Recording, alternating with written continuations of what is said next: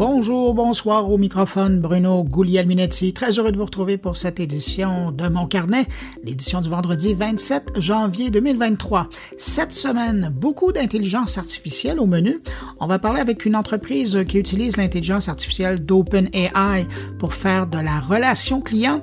Une autre entreprise qui a développé un outil pour détecter les textes créés par ChatGPT. Et puis, on va parler également aux auteurs du nouveau lexique, les 101 mots de l'intelligence artificielle.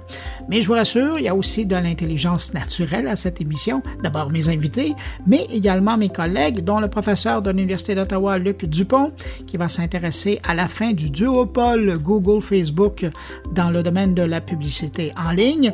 Quant à lui, Stéphane Ricoul s'intéresse cette semaine à Splinternet et Thierry Weber s'arrête sur le cas de ChatGPT.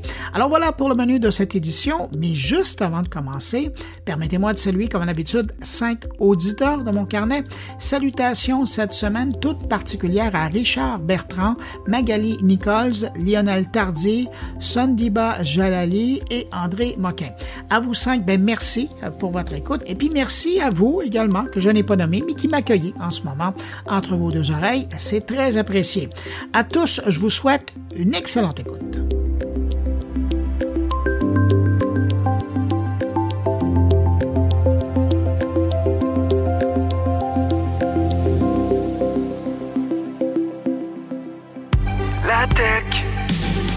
En continu. Laissez-moi en profiter pour vous inviter à venir écouter Radio Mon Carnet. Il y a deux façons de le faire, soit en visitant moncarnet.com, le blog, ou vous allez directement sur radiomoncarnet.com et vous aurez accès au lecteur MP3 de la radio. C'est parfait pour écouter sur un téléphone intelligent sur la route.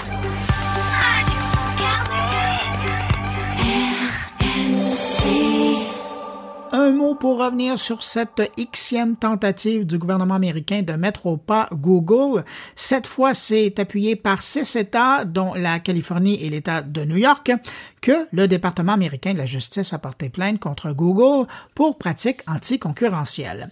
Je dis la Xème fois parce que depuis 2020, c'est la 5e plainte du genre à être déposée par un organisme gouvernemental américain contre Google. Ce qui est nouveau dans cette plainte, c'est qu'en plus d'accuser Google pour monopole sur le marché de la publicité en ligne, on dit que Google a utilisé des méthodes anticoncurrentielles et illégales pour éliminer ou réduire la concurrence. Eh bien, on demande également à Google de vendre sa technologie à d'autres joueurs du monde de la publicité en ligne. Une technologie développée au fil des années qui permet aujourd'hui à Google d'être le joueur principal de la vente et de l'achat de la publicité sur Internet.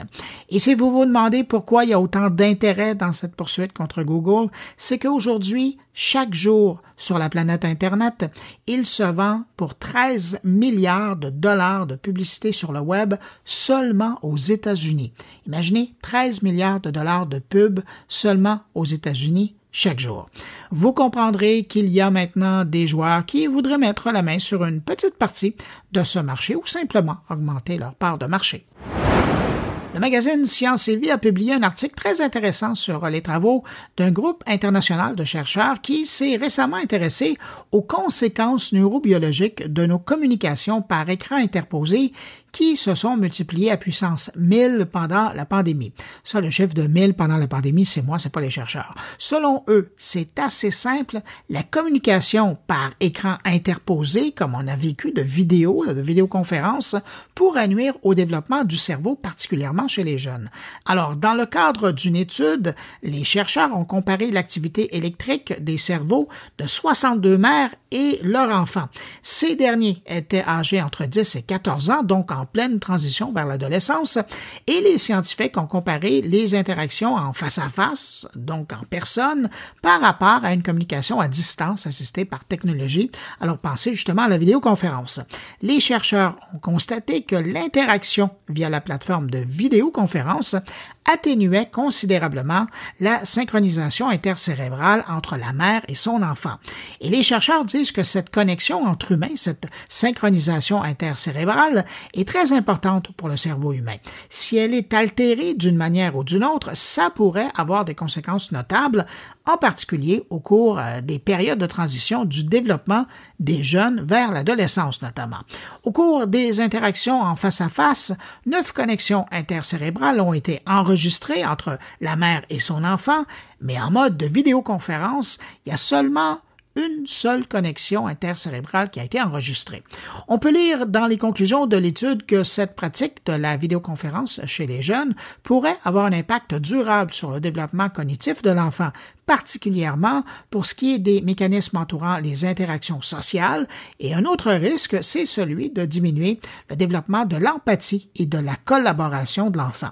Bref, il sera intéressant de voir avec la publication de d'autres études sur le sujet quels seront les impacts réels de l'enseignement à distance sur le cerveau des adolescents.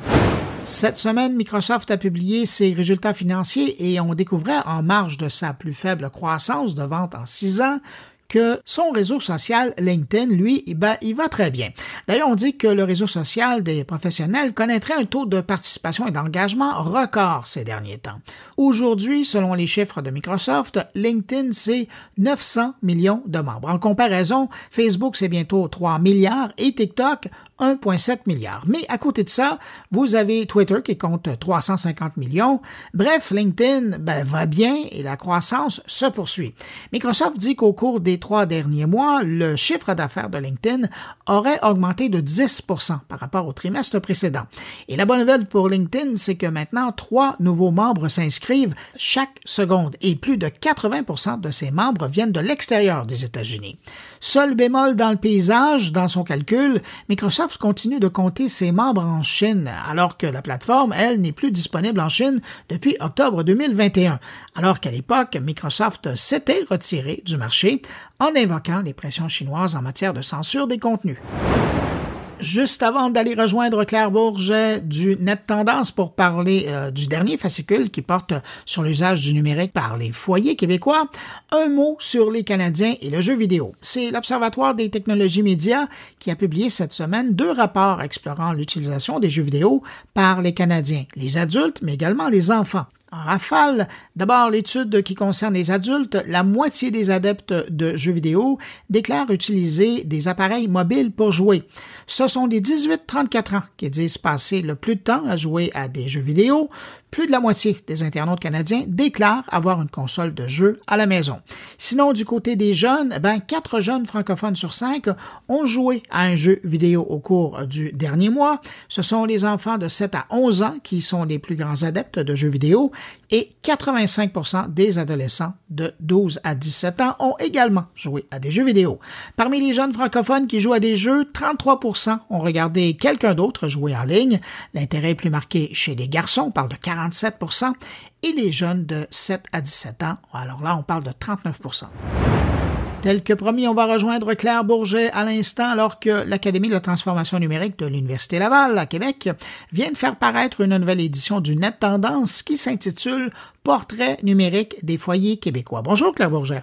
Bonjour Bruno et bon début d'année. Bon début d'année, c'est vrai, où on a jusqu'à la fin de janvier pour se dire ça. Exact. Alors, plein de données intéressantes et de défis intéressants aussi. Merci, on va souhaiter ça. Puis plein de podcasts super intéressants de ton côté. C'est bien gentil. Merci beaucoup. Mais pour ça, vous allez m'aider, ma chère, parce que encore cette semaine, il y a l'Académie de la transformation numérique qui a publié une nouvelle enquête de Net Tendance, un nouveau fascicule. Et là, vous vous intéressez au portrait numérique des foyers québécois. Mais il y a un angle particulier, et je pense que c'est ça qui est intéressant de souligner. Et vous êtes vraiment beaucoup intéressé aux services de visionnement en ligne. Ça bouge, hein? Si on compare aux dernières années, là, il y a du mouvement cette année. Oui, il y a du mouvement. En fait, en termes d'entrée en matière, effectivement, on a pris le volet divertissement en ligne pour la simple raison que tout le volet autre équipement électronique, ça ne bouge plus. Ah, sérieusement? Ah, vraiment. On a atteint comme un plateau? Oui, puis je pense que les fabricants d'équipements, ils sont pour quelque chose. Les équipements, les ordinateurs, il y a pas beaucoup de renouveau. Il y a peut-être une petite exception, c'est le bracelet montre intelligente ou bracelet connecté là, qui lui a connu une augmentation je dirais depuis 2019, ça a doublé. Mais c'est quand même un petit pourcentage de la population là, qui ont cet équipement-là, mais tout ce qu'il y a de téléphone intelligent, tablette, ordinateur, ça n'a pas tellement bougé. Par contre, depuis, autour de la pandémie, ce qui a bougé, c'est les gens, les adultes, se sont achetés des télévisions intelligentes. Ouais. Les équipements Apple TV et autres, là, ce qu'on appelle les lecteurs multimédia en continu. Ça, il y a eu du mouvement là-dessus. Fait que ce qui fait qu'effectivement, après ça, quand on regarde les services de visionnement en ligne, mais évidemment... là, il y a du mouvement. On a du monde là, de ce côté-là. Puis, on a, depuis l'année passée, il y a du mouvement, effectivement, là, Netflix qui a perdu un peu de plumes. Mais par contre, il y en a d'autres qui en ont pris Prime Vidéo. Avez-vous l'impression qu'il y a un vase communicant là-dedans? Définitivement, il y a un vase communicant. Puis, je pense que c'est beaucoup lié au contenu présenté. Puis quand on regarde, en tout cas, dans nos résultats, le pourcentage, si je compare 2021-2022, du côté des services payants, on était à 71% en 2021, puis on était à 68% en 2022. Tu sais, on est dans la marge d'erreur. Fait en grosso modo, on a le même pourcentage de gens qui consomment ce type de service, mais en termes de produits utilisés, là, c'est là qu'on a notre effet de vase communicant. Mais ce qui est par contre intéressant, c'est que cette année, ils sont beaucoup plus nombreux à être abonnés à 3 plateformes ou plus. Oui, c'est un Québécois sur 4 ou un internaute québécois sur 4. Ouais. Un internaute sur 4, puis l'année d'avant, c'était 18%. Fait que donc, ils sont le même nombre à peu près, mais un petit peu plus nombreux à utiliser plusieurs services. Donc oui, effet finalement de vase communicant. Mais justement, sur le thème du vase communicant, je reviens sur quelque chose que vous disiez. Vous sentez une circulation et ce qu'on voit dans le net tendance, c'est il y a comme une petite gêne qui est disparue de se désabonner d'un service pour aller s'abonner à l'autre, là. Tout à fait. Il y a la petite gêne a quitté le terrain. Alors, fait que c'est ça. Donc, on voit Netflix a diminué un peu, Amazon Prime a monté un peu, Disney est passé de 18% à 24%, ce qui est pas rien. Crave a monté, mais Crave, Illico, ici, Tout.tv, bon, c'est quand même...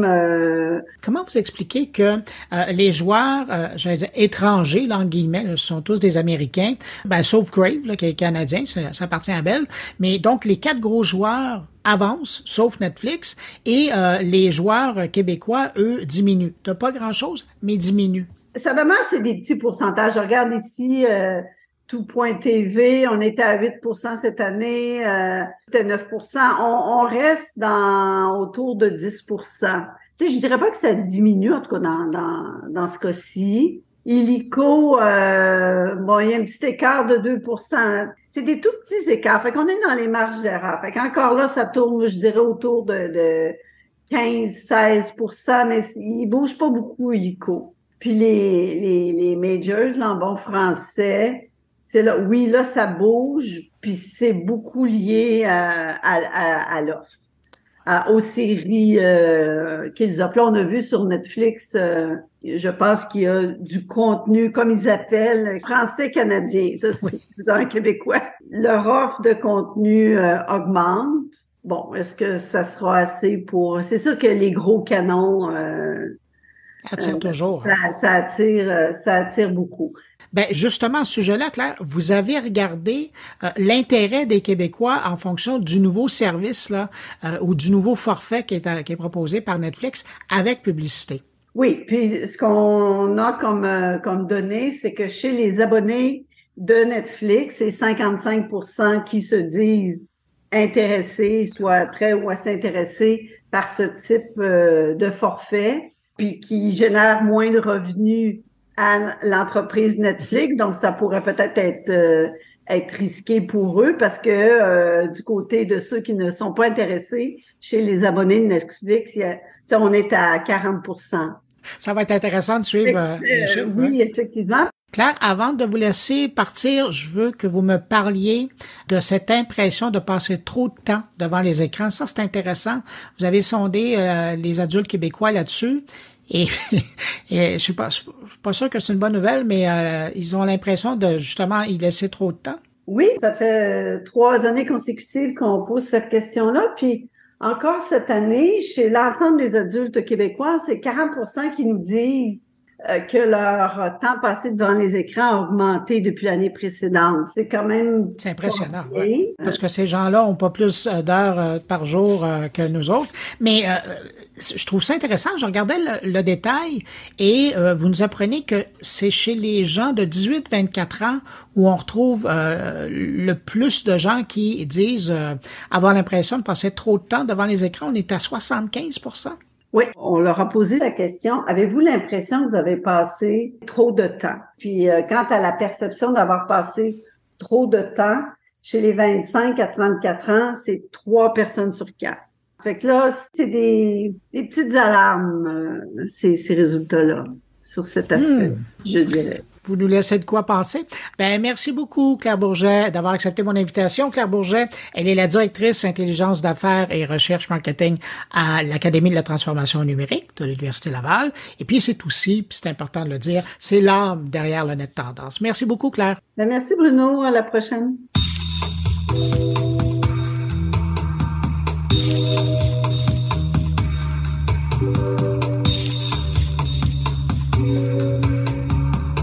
Depuis quelque temps, une entreprise de Montréal attire l'attention de bien du monde alors qu'elle annonce offrir un outil en ligne qui permet de détecter si un texte a été créé par l'agent conversationnel ChatGPT. Ça attire votre attention, en tout cas ça a attiré la mienne. Alors, je vous propose cette rencontre que j'ai fait un peu plus tôt avec Nabil Tayeb.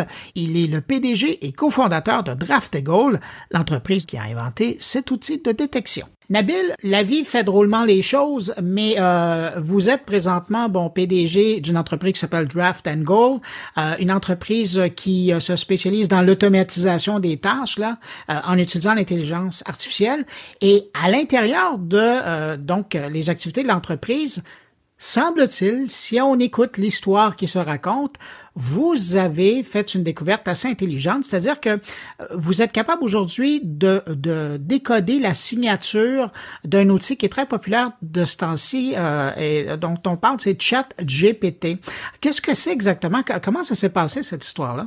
Alors, donc pour remettre un peu l'histoire en contexte, mon associé et moi, on a un outil qui s'appelle Draft & Goal, qui est le but, c'est de faire tout un workflow de création de contenu, c'est de partir depuis la génération d'idées, donc savoir qu'est-ce qu'on veut écrire, jusqu'au moment où on va poster. Donc là, on va passer toutes les étapes, déterminer les thèmes, déterminer des sujets, générer du contenu avec une IA, et ensuite mettre ce contenu sur la plateforme de l'utilisateur. Donc nous, c'est vraiment... Votre marché pour ce service-là, c'est qui?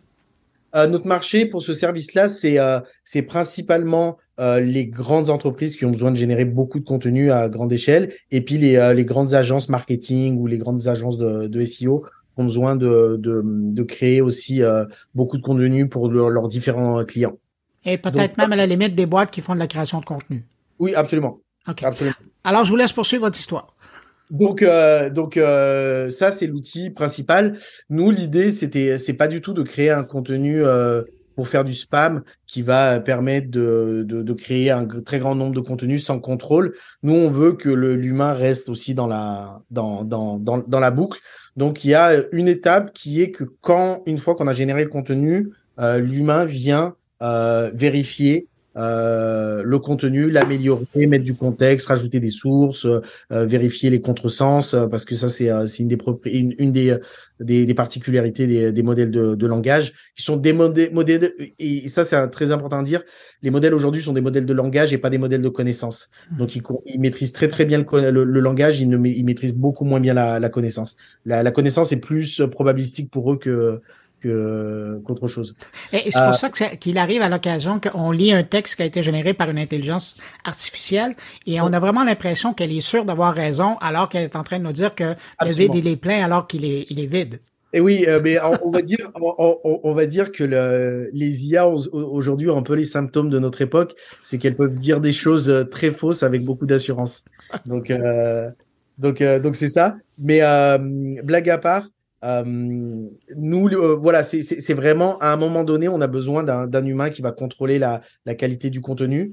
Et pour ce faire, on avait besoin de dire, une fois que l'humain a corrigé le contenu, est-ce que ce contenu-là peut être encore détecté comme comme une IA? Parce que nous, on avait l'intuition que les moteurs de recherche allaient quand même avoir une certaine, en tout cas, perplexité vis-à-vis du contenu d'IA, parce que comme le contenu d'IA fait des erreurs, un des aspects, par exemple, Google a dépensé des milliards de dollars ces dernières années à s'assurer, à combattre les fake news et à créer des frameworks du type HIT qui permettent de détecter, de s'assurer que les sites fournissent des informations correctes et sourcées. Et donc, on s'est dit, bon, bah, on va commencer à détecter ça. Comme ça, une fois qu'on a corrigé le texte, est-ce que ça peut être commencé à être détecté comme de l'IA? Donc, on a essayé plein de choses pour voir est-ce qu'on était capable de faire la différence. Et puis, on a trouvé plein de petites techniques, et puis des techniques plus avancées. Et puis, on était content de cette fonctionnalité parce que ça nous permettait de développer notre outil selon ce qu'on avait imaginé. Et donc ça a été développé, ça a été mis en place aux alentours de septembre ou octobre. Et début décembre, on a vu que ChatGPT sortait. Ça a créé beaucoup d'émoi dans certaines industries, et puis entre autres dans des institutions comme l'éducation. Et effectivement, d'un seul coup, il y a eu ce besoin de savoir qui a créé du texte. C'est quelque chose qui a un changement de paradigme assez fantastique en quelques jours. Et donc, nous, on a vu qu'il y avait vraiment cette demande-là. Et puis, on s'est dit, ben, on a ce module, on est super bon là-dessus. On n'avait pas fait encore de test à très grande échelle parce que nous, ça nous servait vraiment dans un contexte particulier. Donc pendant les vacances de Noël, on a sorti le module de l'app. D'ailleurs, c'est pour ça qu'il est sous un sous-domaine différent. Mais si on va directement sur dng.ai, on va arriver sur le site principal et le détecteur se trouve sur detector.dng.ai. Et en fait, ce qu'on a fait, c'est qu'on l'a sorti de l'application. Et début janvier, on a fait des tests sur une base de données. On s'est rendu compte qu'on avait des résultats vraiment intéressants. Et puis on s'est dit, ben, sortons une bêta, laissons les gens se l'approprier et puis voir les retours qu'on a et puis l'utilisation. Jusqu'à aujourd'hui, donc on a finalement sorti l'outil lundi dernier, donc ça fait une semaine. Le succès a été, on va dire, fantastique. Bah, d'un point de vue média, oui, mais vraiment d'un point de vue utilisateur, on a vraiment énormément de connexions. On a notre serveur qui a crashé 2 fois. La demande est là. Ouais, mais c'était la rançon du succès. On le savait. Là, nous, on est une startup. On savait pas du tout à quoi s'attendre en termes de volume d'utilisation. Donc, il y a une vraie demande, il y a un vrai besoin. On sait que aujourd'hui, il y a beaucoup de problématiques encore à régler au niveau de la détection, mais on a une très bonne base pour la suite. Donc là, on a sorti la version anglaise. On est en train de travailler / finaliser la version française parce qu'on a fait beaucoup de progrès sur la version française. C'est un peu plus dur à développer toutes les autres langues qui ne sont pas l'anglais parce que Internet est construit autour de l'anglais, les outils sont construits autour de l'anglais, les modèles aussi. Donc ça nous prend un peu plus de temps et d'adapter un peu l'outil. Mais effectivement, on espère pouvoir sortir ça. Si je dis ça à Vincent, on a dit avant la fin du mois. Vincent va se tirer les cheveux si je lui dis il faut absolument qu'on sorte avant la fin du mois. Mais on pense que d'ici la première semaine de février, on pourra avoir aussi une version bêta qui va pas être du tout une version finale. Mais le but, encore une fois, c'est de pouvoir tester sur des bases de données plus grandes et, euh, et évaluer la performance de l'outil. Parallèlement à être un bon citoyen corporatif, de l'autre côté, c'est que ça va quand même, le fait que vous mettiez le détecteur comme ça en libre utilisation, ça vous permet quand même à votre système, à vous, de poursuivre son apprentissage en validant tous ces textes-là. Hein. Absolument, nous, un des gros challenges, c'est de créer une base de données de textes suffisamment variés pour pouvoir évaluer la performance du détecteur. Ce qu'on a fait, c'est qu'on a créé un premier dataset qui était varié, mais on s'est rendu compte qu'il n'était pas suffisamment varié parce qu'on avait des très bons résultats, mais après, en analysant les résultats, on s'est rendu compte qu'il y avait certains types de textes qui étaient plus ou moins bien détectés et qui, si on en avait mis beaucoup plus, peut-être que les résultats seraient un peu tombé. Donc là, on a besoin d'un volume beaucoup plus grand pour tester. Encore une fois, on a une petite fonctionnalité sur l'outil où la personne, une fois qu'elle a généré le texte, si c'était juste un test qu'elle venait faire en postant un texte humain ou IA, elle le savait, elle peut nous indiquer si on a déterminé correctement la réponse. Et ça nous permet d'améliorer la qualité et la pertinence de l'outil. On sait on va devoir spécialiser la détection.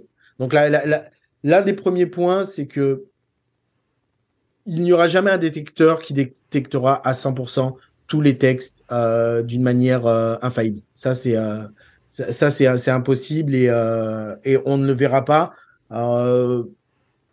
OpenAI parle d'un watermark. J'ai l'impression que c'est juste une intuition, mais j'ai l'impression que c'est plus de la communication pour rassurer les gens qu'une réalité, parce que quand on regarde le challenge, c'est un challenge énorme d'un point de vue technique. C'est pas du tout la même chose d'injecter une signature dans un texte que de détecter certaines caractéristiques de comment les choses sont faites. Donc ça, nous, on a conscience qu'il y a pas de détection à 100%, et on sait que on va devoir sûrement entraîner un modèle à détecter un type de texte, par exemple à détecter des communiqués de presse ou à détecter des rapports d'expertise ou à détecter des examens de maths. L'intuition qu'on a, c'est qu'on va devoir faire des choix parce que la détection at large, excusez-moi, j'utilise beaucoup d'anglicisme, mais la détection à grande échelle, c'est on pense pas que dans le long terme ce soit viable en termes de ressources et en termes de pertinence quoi qu'il arrive. Quand on va sur le détecteur, il y a une mention bien importante sur le côté, c'est que vous demandez un texte avec au moins 400 caractères. Alors, effectivement, les textes courts sont plus difficiles à détecter. Nous, en pratique, on a une limite qui est on peut détecter à partir d'une limite qui est un peu plus basse, mais après, on commence à rentrer dans une zone d'incertitude un peu plus grande. Donc, on a mis 400 caractères. Effectivement, les textes courts vont être plus difficiles à détecter. On a l'intuition que le risque d'avoir des textes courts générés par des IA est beaucoup moins grand que d'avoir des textes longs générés par des IA. Avoir un tweet généré par une IA, oui, ça peut poser des problèmes, mais c'est pas là où on peut vraiment faire du mal à la société, on va dire entre guillemets. Mais un rapport, une dissertation, oui. Une dissertation, oui, une thèse ou des choses comme ça sur du format long, on a beaucoup plus de risques parce qu'on a beaucoup moins on fait beaucoup plus confiance au contenu long qu'au contenu court. Et en tout cas, on imprime beaucoup plus le contenu de celui-ci. Donc c'est ça. Donc, mais effectivement, parmi les techniques qu'on utilise, et détecter du contenu très court, c'est très problématique et je pense pas qu'on va prendre cette direction-là d'un point de vue technique. Alors, entre-temps, en attendant le début février pour voir la version française, le module il est disponible d'ailleurs dans son interface en français. Ouais. Pour le moment, il fonctionne avec des textes en anglais. Ouais. Les prochaines langues que vous allez aborder, est-ce que vous savez déjà? On sait pas, on veut... Alors, dans notre feuille de route, aujourd'hui, on veut absolument améliorer l'anglais. Ça, c'est important. Pouvoir sortir le français et puis l'améliorer. Aujourd'hui, on est une petite équipe. On veut vraiment avoir un cas précis où on va montrer qu'on est capable de faire ça et puis de dire, éventuellement, on va être capable de le décliner. On est une start-up, donc on est dans une phase de levée de fonds. On espère pouvoir boucler notre levée de fonds d'ici la fin février maximum. Et on est candidat à l'incubateur NextAI qui se trouve ici dans le Myland ou dans la petite Italie, juste à la frontière.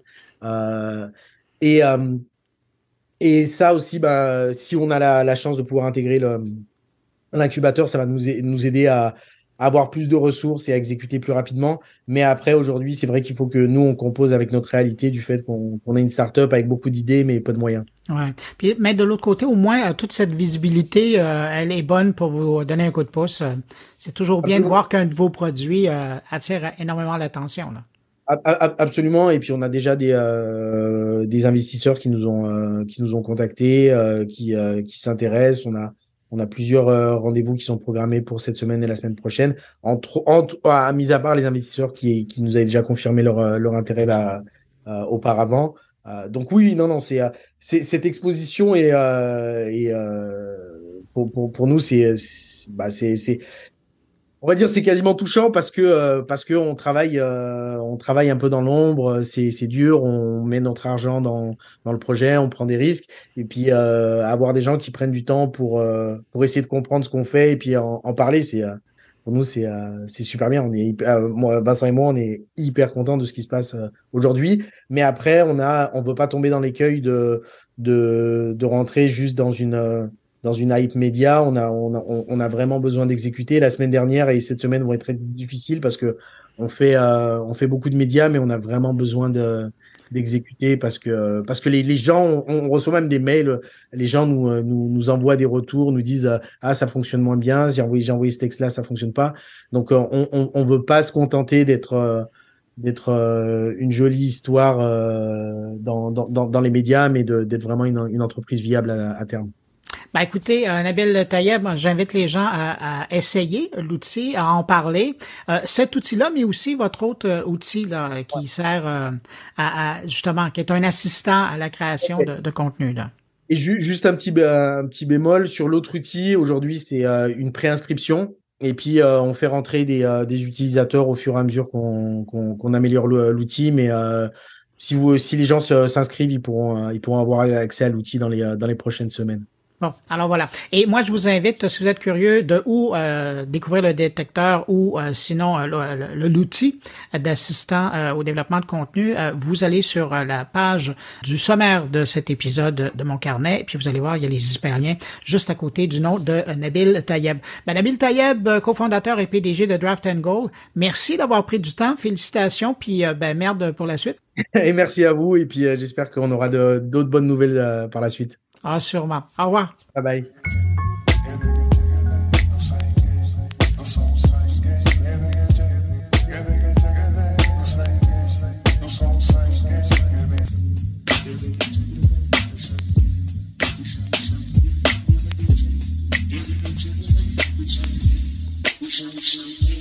On reste dans le domaine de l'intelligence artificielle, mais là, on va parler avec quelqu'un de chez eAdvise, une compagnie française qui se spécialise dans la relation client pour de grandes marques, des grandes entreprises, si vous voulez. Eux ont récemment ajouté à leur outil des fonctionnalités qui utilise le savoir-faire développé par les gens de OpenAI, ceux qui sont derrière ChatGPT. Vous me connaissez, j'étais curieux de savoir comment ça se passait dans les faits. Alors, on rejoint Florent Gosselin. Il est le directeur produit chez eAdvise à Paris. Bonjour, Florent Gosselin. Bonjour. Depuis un certain nombre de semaines, vous avez décidé d'inclure l'outil qui fait parler toute la planète, ChatGPT, à vos outils. De quelle façon vous l'avez intégré? Alors effectivement, la façon dont on a commencé à intégrer les technologies d'OpenAI, qui sont utilisées par ChatGPT, c'est de mener des expérimentations. On travaille avec nos clients pour apporter toujours plus de solutions pour les aider à fournir une meilleure expérience client, et l'automatisation peut aider pour ça. Et OpenAI permet pour nous d'accélérer certains sujets qu'on a dans notre roadmap produit, notamment sur la capacité d'aider les conseillers de service client à être plus efficaces dans leur métier au quotidien. Donc, c'est un système, j'allais dire, c'est de l'assistanat, c'est un outil d'appui pour les conseillers. Oui, voilà. Si vous voulez, l'approche qu'on a eue, c'est que les technologies derrière ChatGPT, elles sont pas nouvelles. Ce qui fait le sel et le buzz derrière l'engouement de ChatGPT, c'est la façon dont ils ont réussi finalement à populariser, à ouvrir ces usages-là à un très grand nombre de personnes. Et c'est ça qui est fascinant. De notre côté, les IA génératives, telles que celles qui peuvent être proposées par OpenAI, ce sont des outils sur lesquels on va s'appuyer pour nous aider à être plus performants dans le traitement et la génération de textes, qui fait partie de notre métier. Et cette génération de textes et ces outils technologiques, ils peuvent être utilisés de deux manières. C'est pour assister de façon automatisée les clients, mais pour ça, il faut, on va dire, des garde-fous très très forts, c'est-à-dire qu'on n'a pas le droit à l'erreur. Et on peut aussi les utiliser pour certaines tâches, pour certaines actions qui vont impliquer du contrôle par l'humain. Et c'est là où ce genre de technologie est assez intéressante et peut être utilisée de façon un peu plus réaliste et appliquée directement. C'est comment est-ce qu'on va réussir à augmenter les capacités effectivement des équipes de support client, à leur faciliter la vie sur certaines tâches qu'ils vont réaliser quotidiennement et qui va seconde après seconde leur faire gagner un temps précieux et optimiser donc l'expérience in fine des clients, mais aussi évidemment des collaborateurs qui travaillent en centre de contact. Donc, on comprend bien qu'il y a comme deux volets possibles avec ça, mais comment on fait, et là, je fais vraiment appel à votre expertise, comment on fait pour s'assurer de la justesse des propos d'un robot conversationnel quand on est, par exemple, dans la question-réponse ou même dans l'assistanat d'un conseiller, parce qu'on l'a vu, les intelligences artificielles, elles sont très convaincantes, même lorsqu'elles sont dans l'erreur. On a vraiment l'impression que le verre est vide alors qu'il est très plein. Alors, comment vous assurez d'arriver à encadrer ça? Ouais, c'est une très bonne remarque. Si vous voulez, nous, on n'utilise pas ce genre de technologie très ouverte et ces IA génératives pour répondre directement aux clients. Donc, le cas des chatbots, aujourd'hui, on a des technologies qu'on emploie, mais qui vont plutôt associer de la détection d'intention, donc de la compréhension du langage naturel pour comprendre ce que veut un client, associé à des outils qu'on intègre dans notre plateforme pour permettre à l'entreprise de proposer les bonnes réponses en fonction de l'intention du client. Donc, vous contrôlez à 100% l'expérience. Voilà, exactement. Ces réponses-là, elles vont être contrôlées pour correspondre au process de la marque, à son image de marque, son ton, son tone of voice. Ça va être couplé aussi à leurs outils métiers, c'est-à-dire à la base de connaissances, au catalogue produit, bref, à tout l'écosystème de la marque pour être certain de proposer les bonnes réponses.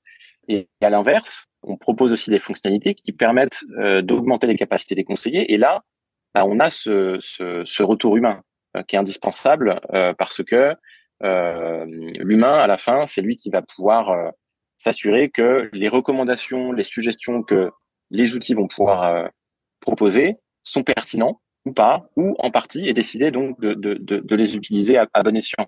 Et ça fait un moment que vous travaillez avec les intelligences artificielles. Est-ce que vous voyez un moment où elle pourrait partir en autonome pour répondre avec le client, ou vous voyez toujours la présence d'une intervention humaine pour s'assurer de la qualité? Alors, ce qui est certain, c'est qu'on fait des progrès conséquents tous les jours sur le sujet. À très court terme, on croit beaucoup au principe d'intelligence augmentée au sein d'eAdvise. Donc, à ce concept où ce sont vraiment les technologies qui vont augmenter les capacités des humains. Et on pense que dans les prochains mois et les prochaines années, avec notamment tout le développement et la guerre technologique qui est déjà ouverte, hein, mais qui va, on le pense, simplifier là dans les prochains mois, on va vraiment pouvoir faire des progrès conséquents sur l'augmentation des capacités des équipes, des humains, et que c'est là-dessus que vraiment on va avoir la plupart des gains et des apports concrets, notamment dans le domaine professionnel et dans celui du service client. Maintenant, pour répondre à votre question, le fait d'avoir des robots qui arrivent à couvrir de façon automatisée tout un tas de cas d'usage, on y est déjà. Voilà, on y est déjà dans le domaine du service client.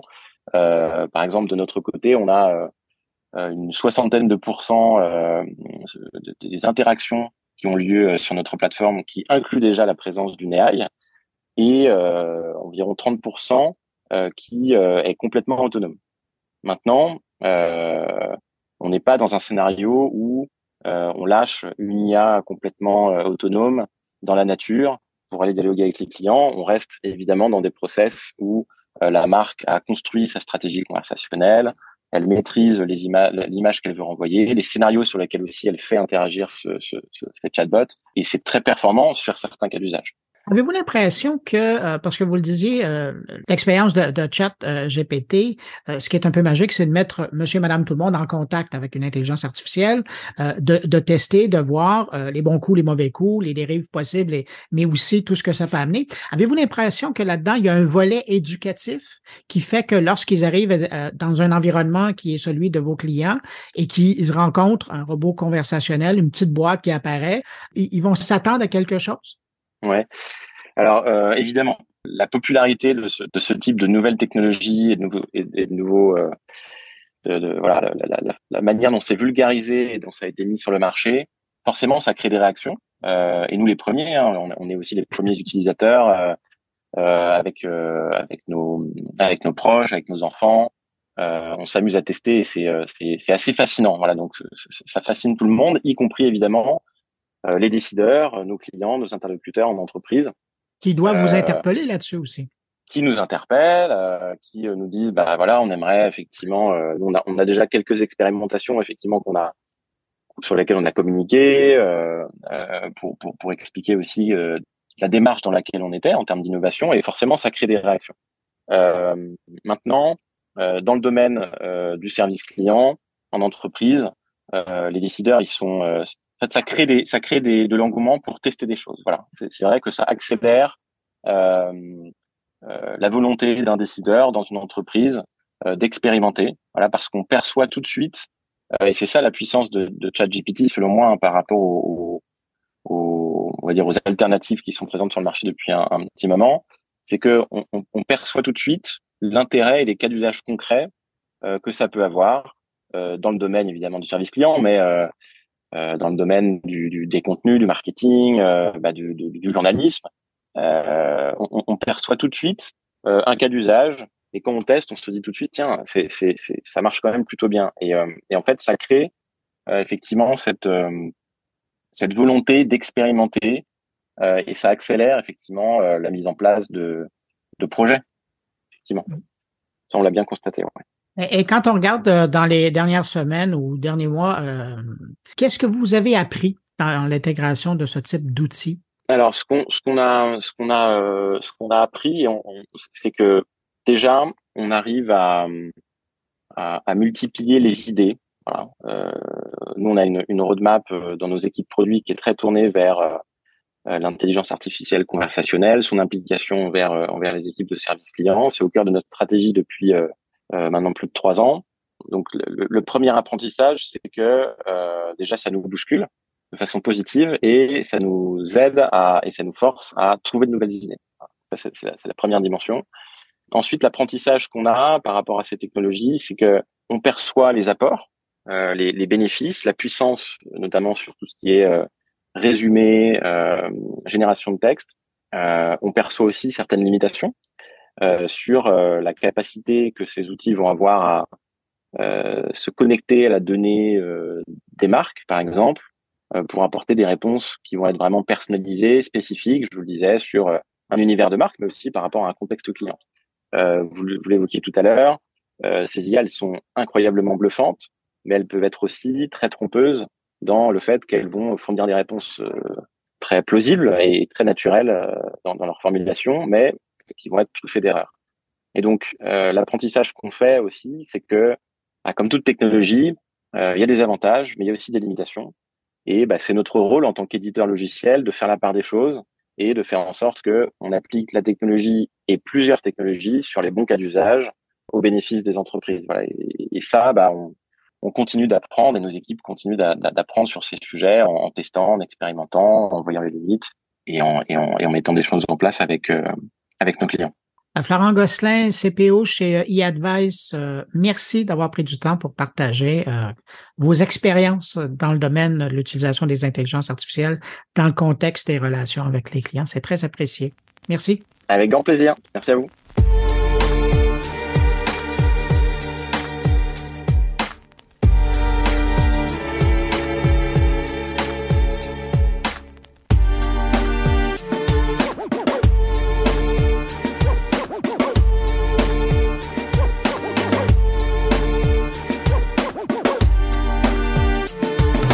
Cette semaine, Data Franca lançait un nouveau lexique sous forme d'un livre et d'une application Android intitulé « Les 101 mots de l'intelligence artificielle ».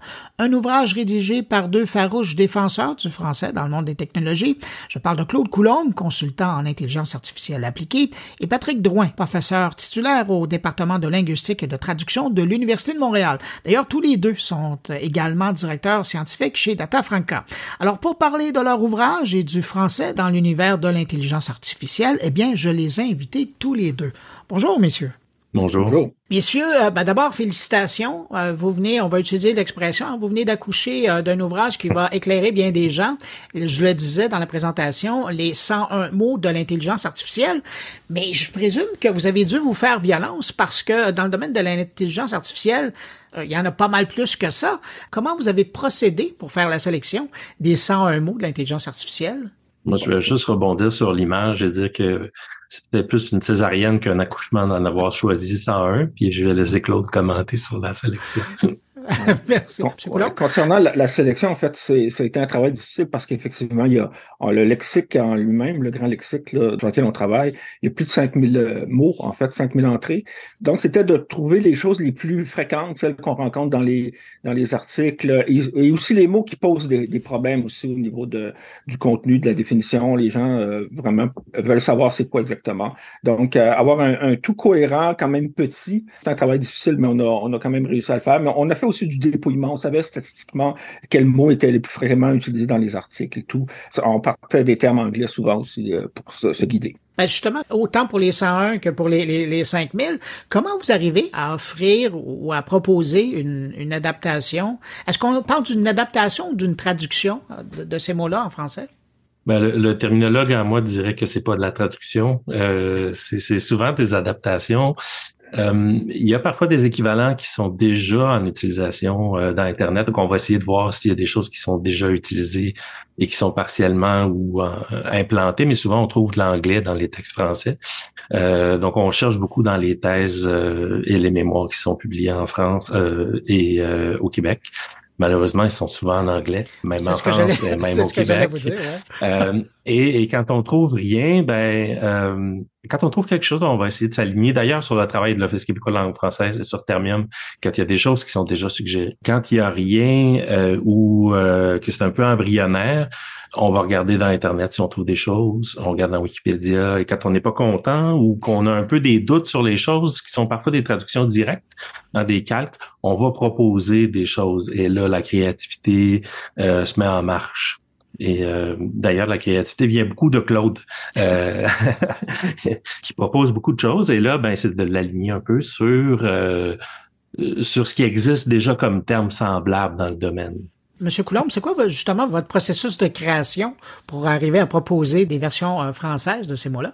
C'est une longue habitude. J'ai commencé à créer des mots alors que j'étais dans une entreprise qui faisait des correcteurs de grammaire. Et on avait souvent... Vous devriez la nommer, ça va faire plaisir à bien des gens. Ah oui, Machina Sapiens, à l'époque. Donc, qui portait un nom prédestiné là, avec l'intelligence artificielle. Effectivement, bon, on avait des efforts, en fait, de terminologie puis de néologie. Donc, j'ai commencé comme ça à définir des termes. Et j'essaie toujours de prendre vraiment les bases. Et j'ai quand même eu beaucoup de terminologues autour de moi puis des traducteurs qui travaillaient avec moi dans notre équipe. Puis qui m'ont initié, dans le fond, avec Patrick, entre autres, qui faisait, en fait, certains projets avec nous. Et bon, c'est là que j'ai appris c'était quoi un terme, en fait, quelque chose qui nous permet d'avoir en fait, de nommer les choses d'une façon non ambiguë, mais aussi en utilisant, si possible, les racines latines, les racines grecques, des choses comme ça, pour que ça soit aussi. Parce qu'il y a une tendance en anglais qui est de nommer les choses sur des bases des fois un peu futiles. On a beaucoup d'exemples en intelligence artificielle. À un moment donné, il y a eu une mode qui était de nommer les choses en fonction de BD ou encore de cinéma d'animation. Je peux donner un exemple, là, Oui, Transformers. Okay? Transformers, en fait, ça vient de la BD et des jeux japonais. Là, vous savez, les espèces de robots qui se transformaient en véhicules de guerre ou encore en automobile, etc. Et donc, c'est comme ça qu'on a nommé un truc, en fait, qui est un réseau de neurones auto-attentifs. Okay? Puis quand vous dites réseau de neurones auto-attentifs, ben, vous parlez vraiment, vous faites appel à des connaissances, à de la sémantique, puis là, vous avez quand même une petite idée. De ce que c'est. Ouais, si je vous dis Transformers, je m'excuse là, mais tout se transforme. Hein, c'était Lavoisier qui disait ça. Rien ne se perd, rien ne se crée, tout se transforme. Et finalement, n'importe quel programme informatique, c'est un Transformer. C'est-à-dire, on met des données puis il sort quelque chose d'autre à la sortie. Mais ça n'a absolument rien à voir avec la mécanique sous-jacente. Quand on dit que c'est un réseau auto-attentif, ben là, déjà, on sait l'attention. Et l'attention, en plus, c'est ça qui est dommage, c'est que c'est un concept qui a été créé à Montréal, en fait, par l'équipe du MILA, là, le Dr Bengio, là, Yoshua Bengio, puis Turing. Écoute, ça le dit, là, on fait attention à des mots plus qu'à d'autres, par exemple, en traitement de la langue naturelle. Donc, en concentrant notre attention, on peut être plus performant, ce qui a amené effectivement la grande révolution et le ChatGPT, là. C'est essentiellement un système qui est à base de réseaux de neurones auto-attentifs. Et c'est pour ça qu'il est performant. C'est parce que justement, il y a cette base d'attention où et les cerveaux des animaux, des humains, c'est pareil. On fait attention à certaines choses, puis on en néglige d'autres parce que sinon, on va utiliser toute notre capacité de calcul, de raisonnement sur des choses futiles. Donc, c'est vraiment un concept fondamental en intelligence artificielle. Et là, en utilisant le mot Transformers, ben là, on oublie complètement, le concept sous-jacent. Vous venez de mentionner Yoshua Bengio et M. Drouin. Vous parliez du travail que vous faites pour regarder ce qui a déjà été écrit, autant sur Internet que dans des thèses, par exemple. Quelle est votre relation avec les gens de l'industrie, les gens qui travaillent dans l'intelligence artificielle? Est-ce que vous êtes près de ces gens-là? Est-ce que vous faites appel à leur connaissance, à leur validation même de certaines théories? M. Drouin, je vais commencer avec vous. Vous souriez, là. Oui, on fait appel à eux, mais est-ce qu'ils ont le temps? Ça, c'est autre chose, mais Data Franca est un wiki, donc les gens peuvent venir et collaborer, ils peuvent aussi donner leur avis. C'est sûr qu'on a parfois des échanges, ils sont collaborateurs d'ailleurs. Hugo Larochelle et Yoshua Bengio à l'entreprise Data Franca ou au projet Data Franca plutôt. Donc, on a leur appui. Est-ce qu'ils ont le temps de regarder nos créations un peu? Parfois, il y a des discussions. Je sais que Claude a des échanges avec eux parfois. Ça permet justement de voir si on fait fausse route ou si on est sur le bon chemin. Leurs considérations de publication et de production font souvent qu'ils écrivent en anglais.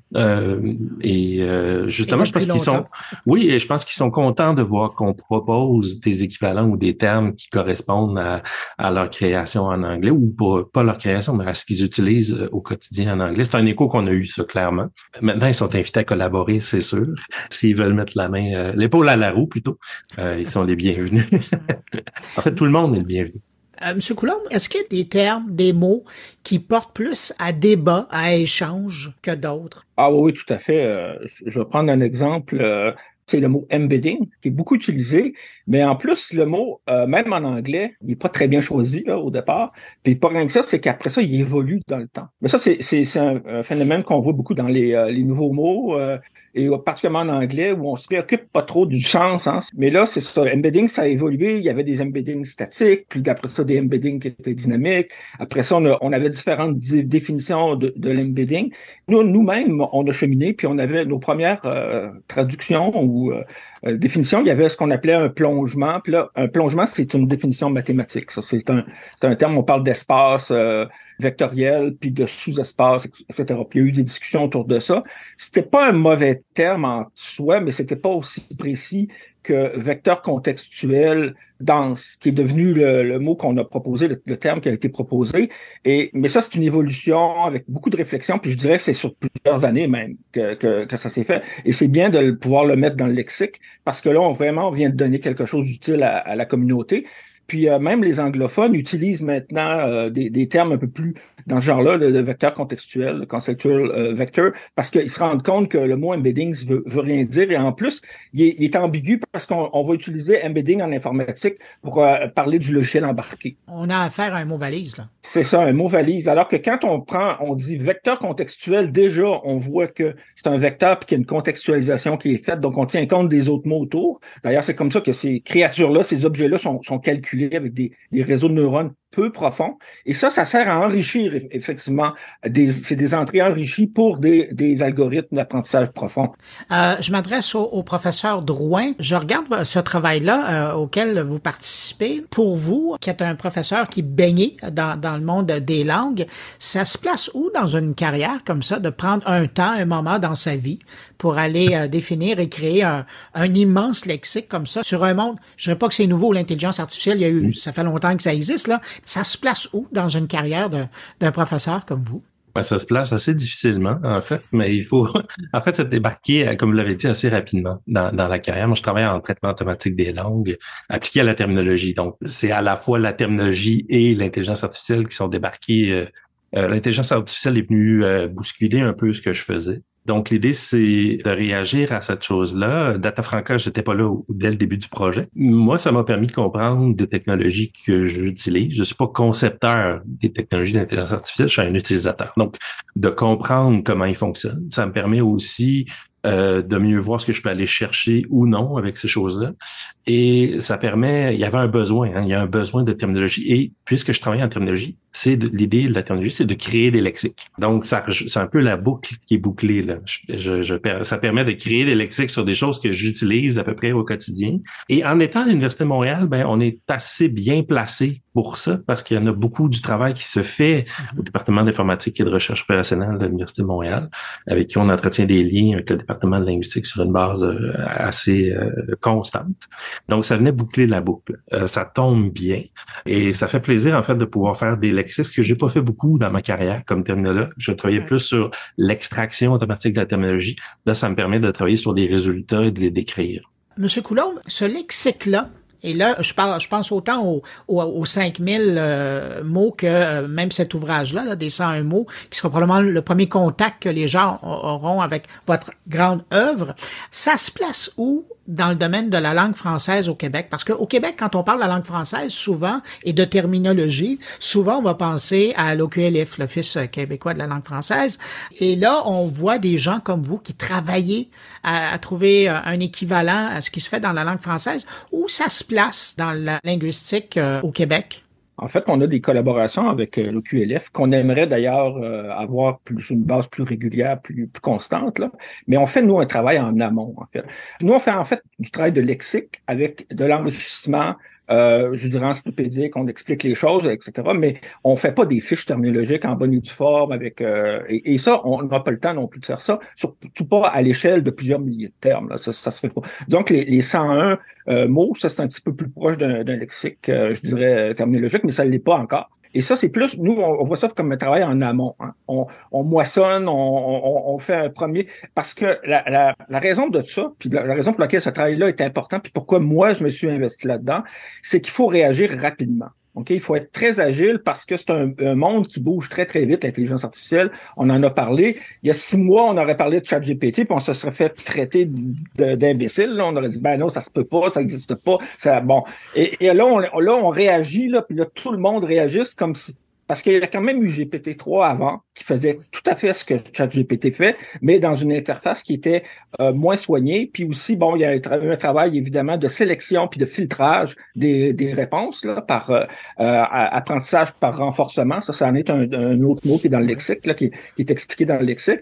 Et c'est comme ça qu'on a atteint la qualité là, qu'on voit aujourd'hui. Mais là, les gens réagissent, puis en fait, c'est un travail qui doit être fait d'une façon urgente. Sinon, ce qui va arriver, c'est que c'est le terme anglais qui va s'inscrire dans la continuité. Alors, j'ai jamais entendu autant parler d'agents conversationnels que depuis que ChatGPT est sorti. Enfin, on n'a pas dit juste c'est un chat, c'est ChatGPT le chat. Ça n'avait pas de sens de dire ça.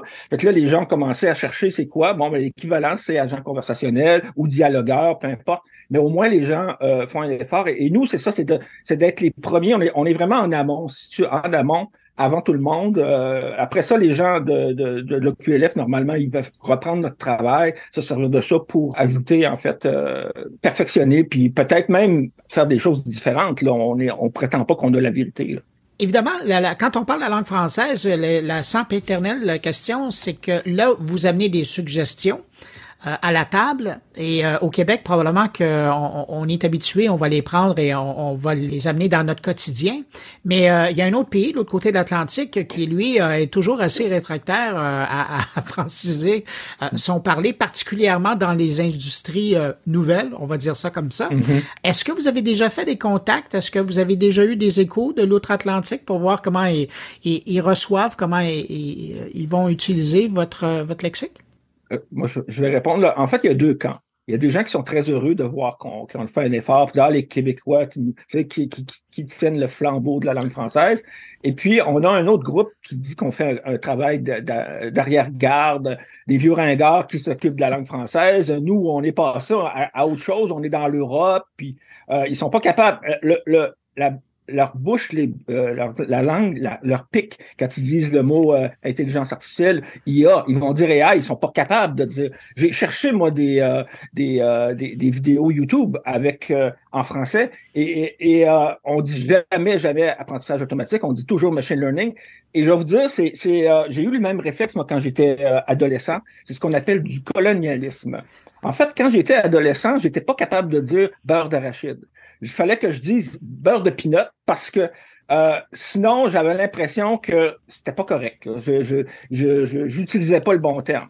Même pire que ça, la journée que je me suis rendu compte que j'étais vraiment colonisé, c'est quand je me suis rendu compte que j'étais pas capable de dire à ma blonde que je l'aimais. Je disais « I love you ». Là, peux-tu être plus colonisé que ça, là, quand c'est rendu dans tes tripes, là? Et je pense que le problème de nos amis français, c'est qu'ils sont rendus là. Ils sont dans la colonisation totale. Ils sont colonisés, puis ils sont pas capables de s'affirmer, puis de créer, puis d'inventer en français quand ça vient dans le domaine des nouvelles technologies. Ils trouvent le français eux-mêmes ringard. Donc, ils se trouvent ringards, et donc, c'est pour ça qu'ils vont faire des phrases là, absurdes, là, où on a toutes des substantifs en anglais, okay? Surtout en informatique, on voit ça. Ils sont pas capables d'utiliser les termes en français parce que pour eux, ils veulent montrer aussi qu'ils sont modernes, qu'ils sont ouverts sur le monde et qu'ils parlent anglais. C'est un gros travail à faire. Monsieur Drouin, je vous voyais sourire. Avez-vous une réflexion sur le sujet? Ben, de mon côté, moi, j'ai plutôt des contacts avec des terminologues et des lexicographes. Donc, ils sont plutôt, au contraire, contents du travail qu'on fait. Mais c'est vrai que j'ai co-dirigé un mémoire, entre autres, d'un étudiant français qui était ici pour faire son mémoire de maîtrise. Et j'ai constamment réécrit tous les termes qui étaient dans son mémoire où on trouvait dataset au lieu de jeu de données. Et pour lui, en fait, il comprenait pas. Il savait même pas que le jeu de données existait pour dataset. Donc, c'est un problème fondamental dans l'utilisation des termes où les termes viennent spontanément en anglais, peut-être par un phénomène de colonisation. Mais en même temps, la réception est bonne. Quand les gens se rendent compte, parfois, c'est comme dit, il y a deux camps, comme Claude dit, il y a deux camps. Soit ils sont très contents de voir arriver la terminologie. Est-ce qu'ils vont l'utiliser? C'est d'autres choses. Soit ils trouvent que c'est un combat perdu d'avance. Mais l'idée, c'est que nous, on fait notre travail. On va voir le chemin qu'il va faire. Et puis, on lance les termes, on les met là. Parfois, on en met 2, 3. On va voir celui qui va s'implanter, lequel qui va fonctionner, lequel qui fonctionnera pas, puis on enlèvera ceux qui fonctionnent pas. C'est correct, on s'ajustera. Mais au moins, on lance des bouteilles à la mer. Et c'est bien la preuve que le français est encore une langue vivante. Monsieur Drouin, pendant que je vous avez pas été tout seul là-dedans. Il y a des gens du Fonds de la recherche du Québec qui vous ont appuyé. Oui, on a la collaboration de Rémi Quirion, le scientifique en chef du Québec, qui nous finance par le Fonds de recherche du Québec. Et sans lui, le travail des 3 dernières années n'aurait pas été possible. Donc, c'est important de le mentionner parce que ça nous permet d'avoir des gens qui font, souvent c'est des étudiants là, qui font, en fait, il y a aussi des traducteurs en profession, qui font un premier débroussaillage et repérage des termes qui sont en utilisation. Et qui vont créer les entrées dans Wikipédia, dans Datafranca. Pardon, c'est un beau lapsus. C'est un beau lapsus, ouais. Ouais. Et après, quand il y a des cas problèmes, ben le Claude et moi les prenons à bras le corps là, pour essayer de les régler. Bon, mais là, messieurs, ça fait un bon 20 minutes qu'on parle de votre lexique, là, les 101 mots de l'intelligence artificielle. Les gens veulent mettre la main là-dessus, je suis persuadé. Il y a une application Android. Il y a un livre. Comment on fait pour mettre la main là-dessus? Ça c'est datafranca.org là, où on peut se procurer ces choses actuellement, ouais. Je pense que l'application pour Android, on peut la retrouver aussi sur la boutique Google Play. Ouais. Excellent. Écoutez, Claude Coulombe, consultant d'intelligence artificielle appliquée, directeur scientifique chez Datafranca, Patrick Drouin, professeur titulaire au département de linguistique de l'Université de Montréal, également directeur scientifique chez Datafranca. Merci beaucoup pour votre travail. Et merci beaucoup d'avoir pris du temps pour venir nous en parler dans mon carnet. C'est un plaisir. Merci.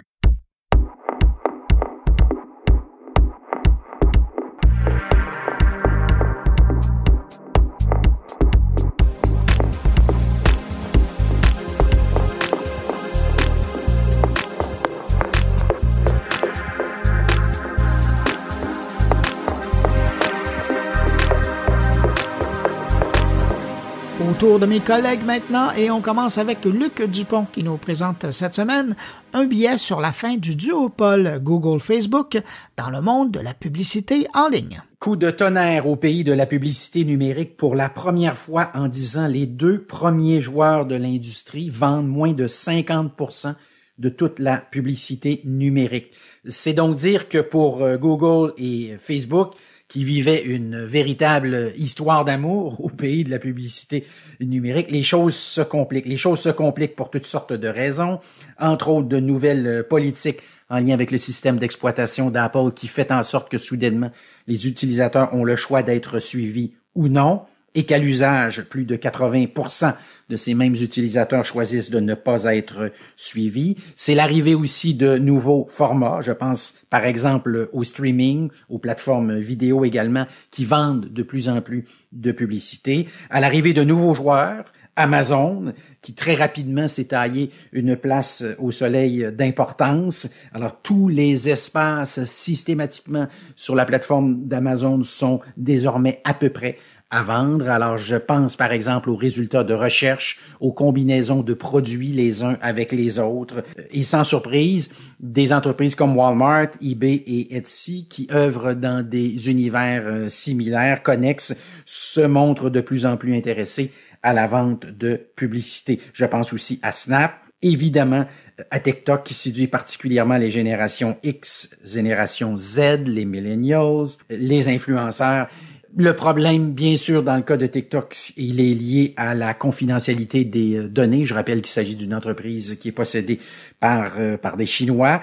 Au-delà de ça, vous avez de nouvelles plateformes. Je pense à Netflix, je pense à Disney+ également, qui ont, malgré ce qu'on avait annoncé lors d'années précédentes, qui ont choisi d'explorer cette avenue publicitaire avec un succès jusqu'à maintenant qui est partagé, en tout cas dans le cas de Netflix. Le problème n'étant pas qu'on n'arrive pas à vendre de publicité, le problème étant qu'on n'arrive pas à vendre suffisamment d'abonnements liés à la possibilité de visionner de la publicité. En d'autres mots, on a des clients, je parle ici des clients publicitaires, mais on n'a pas suffisamment de paires d'yeux à vendre à ces fameux clients-là. On parle d'Amazon, nouveaux joueurs, on parle de Disney et de Netflix. Je m'en voudrais de ne pas mentionner Apple. Apple qui, dans un premier temps, avec son système d'exploitation, a compliqué la vie des principales entreprises qui vendent de la publicité en ligne et qui, dans un deuxième temps, a commencé à vendre massivement de la publicité. Donc, ce qu'on est en train de décrire ici, c'est un univers publicitaire en profonde mutation. Et comme si ce n'était pas suffisant, dans le cas de Google, donc qui reste un joueur incontournable, l'arrivée de ChatGPT, comme on en a parlé dans une balado précédente, est en train, ou risque à tout le moins, de transformer de façon importante l'univers publicitaire. Comme quoi l'univers publicitaire des prochaines années, mais spécialement de 2023, risque d'être très, très différent de ce à quoi on était habitué. Ce qu'on peut assurément annoncer, c'est la fin de ce fameux duopole.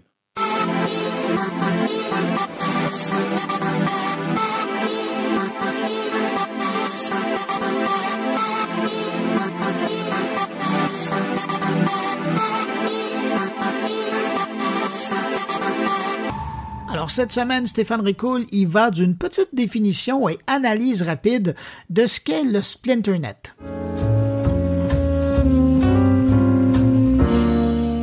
Ça passe bien au-dessus de nos têtes. Sans vouloir faire de jeux de mots trop faciles, les avancées russes, chinoises, européennes et américaines font en sorte que nous pouvons observer actuellement une multiplication de créations de constellations de satellites qui, à leur tour, autorise la création d'une certaine fragmentation du cyberespace pour le plaisir des régimes autoritaires et le malheur de nos démocraties. Cette fragmentation porte un nom que vous avez certainement déjà entendu, à savoir le Splinternet. Elle a également une justification que vous avez aussi déjà observée, l'Internet comme moyen utilisé dans les rapports de force entre les nations.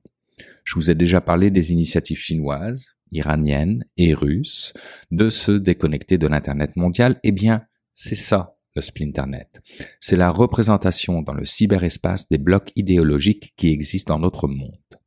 Cette transformation du World Wide Web en levier politico-militaire à des fins de contrôle et de manipulation. C'est Starlink, aux États-Unis, qui permet de fournir une connexion Internet à haut débit depuis l'espace et de déployer une couverture Internet très rapide à l'échelle mondiale. C'est la Chine qui commence à fabriquer des satellites Internet pour faire front au projet Starlink d'Elon Musk et qui prévoit de construire et de lancer en orbite terrestre basse environ 1000 satellites dans les prochains mois afin de fournir une couverture 5G qui pourrait offrir des vitesses allant jusqu'à 500 mégabits dans tout le pays et qui donc, par déduction, ferait en sorte que Starlink pourrait ne pas être autorisé à offrir des services de connectivité par satellite dans l'empire du milieu. Et c'est l'Europe qui conclut un accord de 6 milliards d'euros pour développer son propre système Internet par satellite afin que les 27 nations membres puissent réduire leur dépendance à l'égard de fournisseurs étrangers et soutenir les réseaux terrestres en cas de cyberattaque ou de catastrophe naturelle. Rien de nouveau, me direz-vous, puisque la Chine nous a déjà habitués au contrôle absolu et au blocage de tout ce qui ne faisait pas l'affaire du Parti communiste chinois, que ce soit via Internet ou encore via les technologies étrangères interdites sur leur territoire, à des fins de contrôle du message, mais aussi économiques, pour faire en sorte de faire éclore un écosystème d'entreprises technologiques qui permettrait de penser souveraineté numérique, mais aussi qui permettrait de se positionner mondialement en termes d'influence. Du côté de la Russie, même refrain. C'est une loi qui a été déposée et adoptée en novembre 2019 et qui porte le nom de création d'un Internet souverain, puisqu'on le sait, Vladimir Poutine cherche à se doter d'une souveraineté informationnelle, ce que le Splinternet permet de faire. Bref, des pays autoritaires qui sont en train de changer, bien malgré nous, ce paysage de l'Internet mondial en un état de fragmentation, isolant forcément, veut pas, notre propre Internet, même si ce dernier reste un concept d'ouverture et non de fermeture.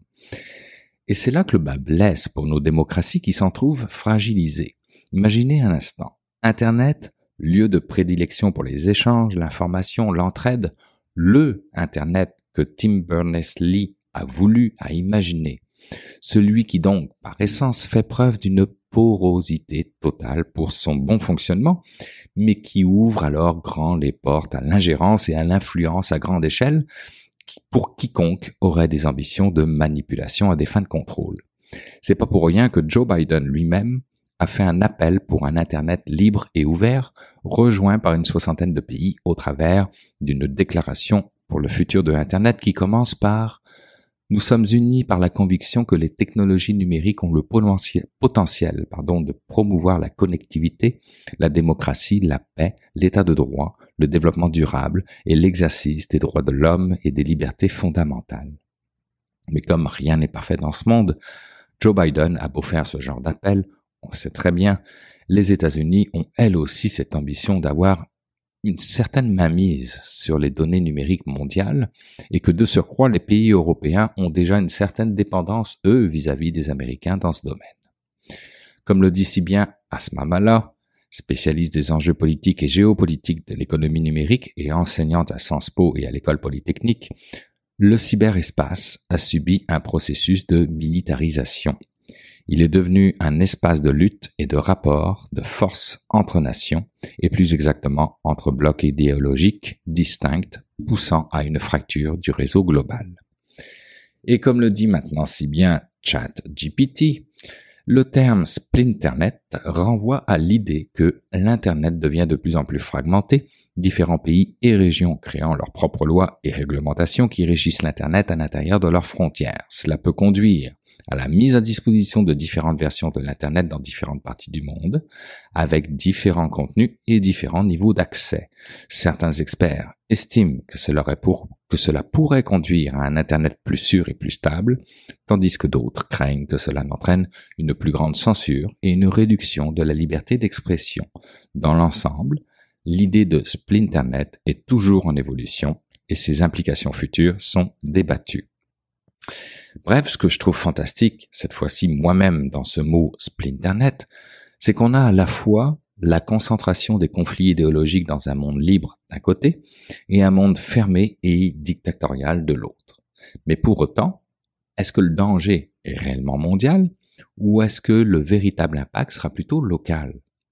Si tout le monde fait la même chose, est-ce qu'au final, cela s'annule? Et si tout ça faisait en sorte, finalement, qu'encore une fois, nous allons mettre notre créativité au service de notre humanité et créer quelque chose de nouveau à un moment donné qui va remplacer cet Internet qui a évolué en dehors de notre contrôle. Après tout, la résilience est quelque chose de fortement présent dans notre nature.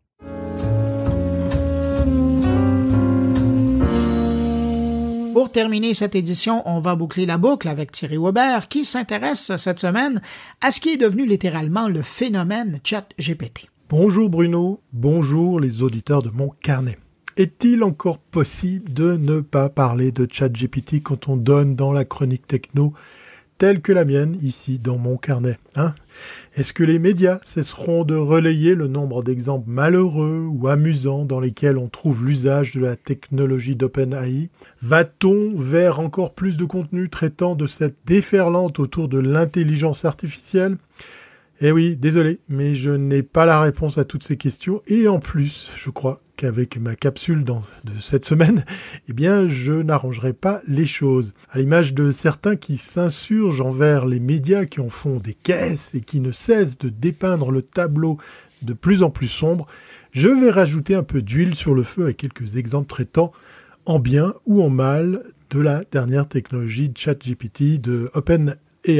Petit florilège non exhaustif de ce que l'on peut lire ou entendre autour des usages faits de ce ChatGPT. Un des tout premiers exemples qui m'a amusé et qui démontre que l'accès à cette techno se démocratise réellement, c'est celui d'un rabbin new-yorkais qui a délivré un sermon rédigé par l'agent conversationnel. Lors d'une cérémonie religieuse au centre juif des Hamptons, à New York, le rabbin Joshua Franklin a prononcé un sermon inspiré du passage de l'Ancien Testament relatant le voyage de Jacob en Égypte avec ses fils.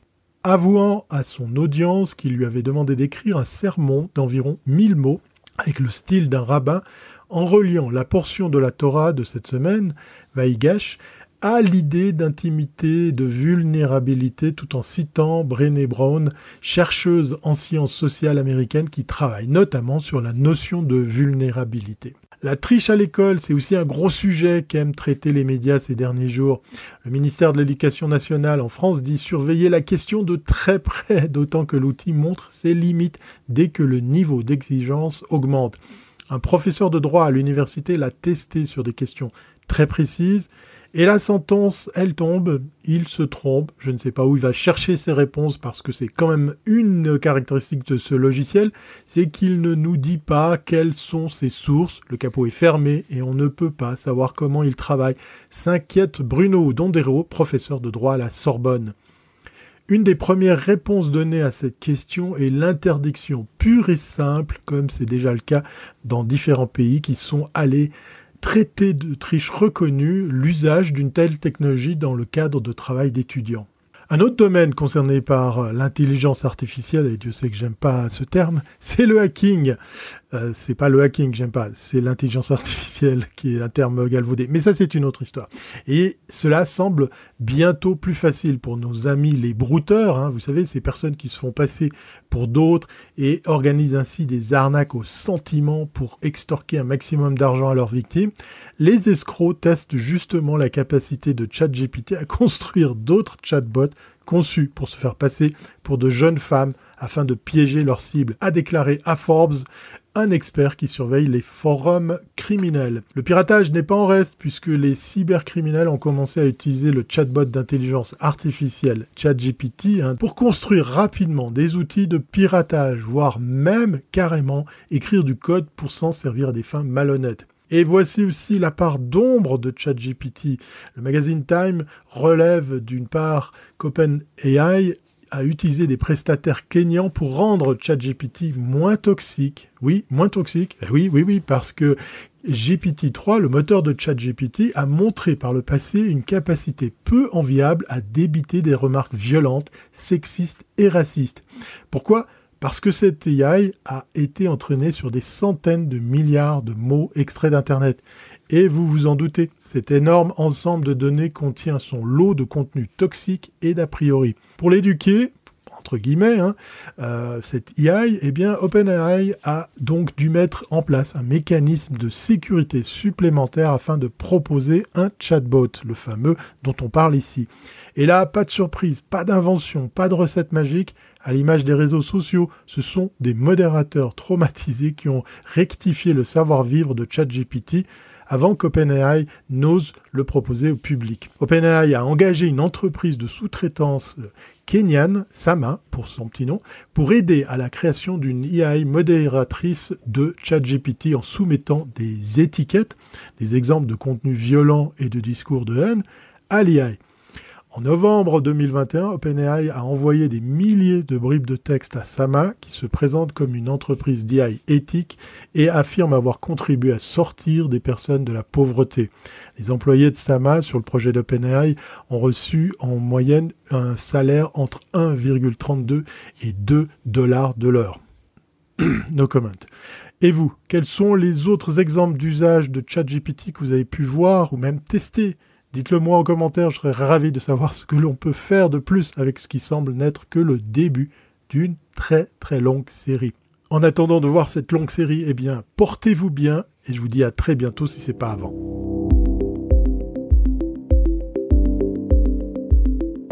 Et bien voilà, c'est ainsi que se termine cette édition de Mon Carnet. Merci à mes invités.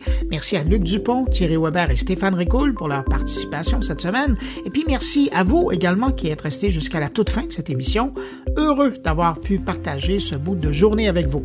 On se donne rendez-vous vendredi prochain pour une nouvelle édition de Mon Carnet. Entre-temps, je vous souhaite de passer une excellente semaine. Et puis surtout, portez-vous bien.